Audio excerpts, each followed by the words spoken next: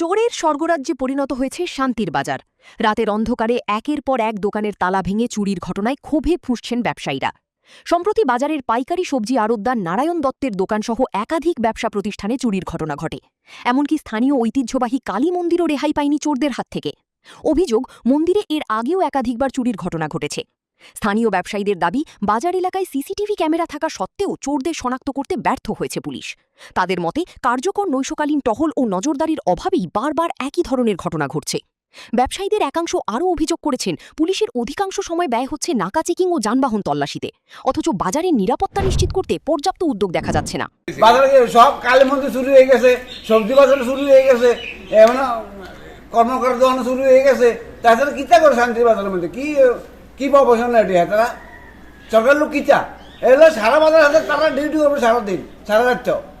এটা কিতা করে গালে বয়ে দেয় আইয়া মিষ্টি মহলের সামনে, নাহলে সদস্যার দোকানের সামনে, নাহলে ওই কাপড় দোকানের এর দোকানের সামনে বয়ে থাকে। তারা সিসি ক্যামেরা লাগানো আছে, এটুকু চলে লাগাইছে, চলেননি, এটি কোনো কিছু লাগে না। এই সিসি ক্যামেরা লাগাচ্ছে, কোনো কাজও নেই। এটা ক্রমাগত চুরির ঘটনায় ব্যবসায়ী ও সাধারণ মানুষের মধ্যে নিরাপত্তাহীনতা বাড়ছে। এখন প্রশ্ন উঠছে, সিসিটিভি নজরদারি থাকা সত্ত্বেও কেন অধরা থেকে যাচ্ছে চোরের দল? আর এই ঘটনার পর পুলিশ প্রশাসন কতটা সক্রিয় ভূমিকা নেয়, সেদিকেই তাকিয়ে রয়েছে শান্তির বাজারবাসী। ব্যুরো রিপোর্ট, নিউজ নাও।